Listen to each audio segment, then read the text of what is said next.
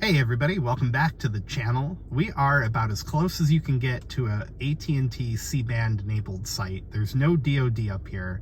I've shown you guys this tower on the channel before, but never had a chance to test the C-band portion of it.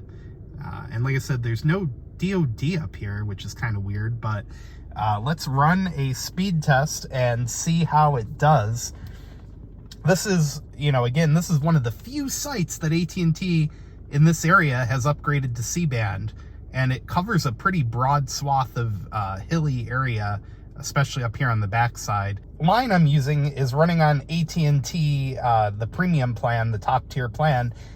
This wouldn't be possible without our friends at Circled In. So let's take a minute and check out what Circled In has to offer. Today's video is brought to you by Circled In. CircledIn.com lets you split the cost of a wireless family plan from major providers like Verizon, AT&T, or T-Mobile, and even from prepaid providers like Cricket or Google Fi. And now they've even added the capability for you to split the cost of a streaming service from places like Netflix, HBO, Hulu. Check them out at CircledIn.com. Thank you again for supporting the channel. All right, so I'm really excited to test this out. Like I said, I haven't had the opportunity to really try out too much of AT&T's C-band network, and we're up nice and close to the tower here, maybe a little too close, and let's see what we can pull.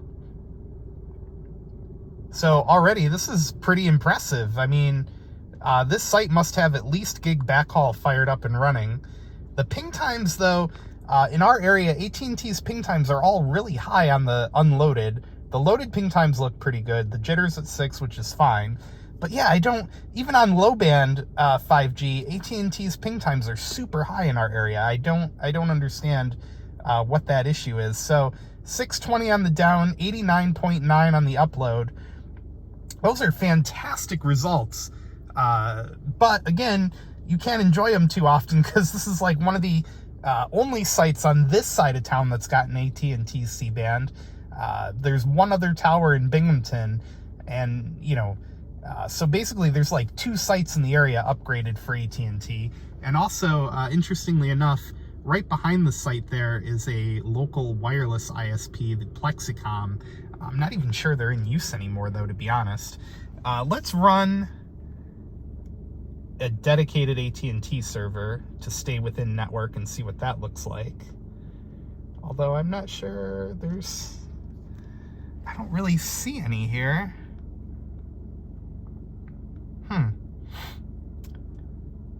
Yeah, the closest it looks like the closest AT&T server is in New York City, but regardless, we'll give it a shot and see what happens.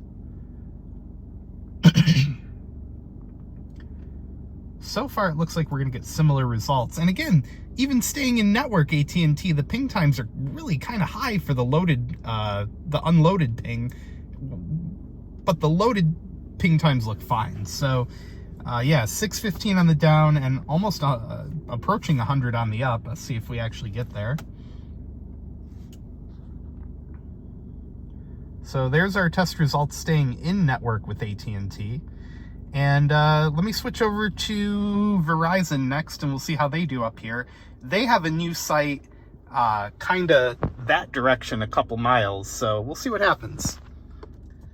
All right, we are switched over to Verizon. The signal up here is not the greatest. I'm not sure why Speedtest is doing this green button thing now. It's kind of throwing me off, but let's test them out and see how they do.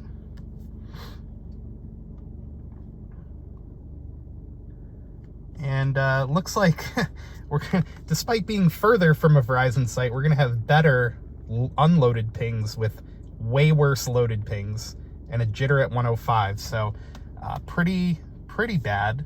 You know what? I'm not even going to finish this test. I'm going to reboot the Speedtest app real quick.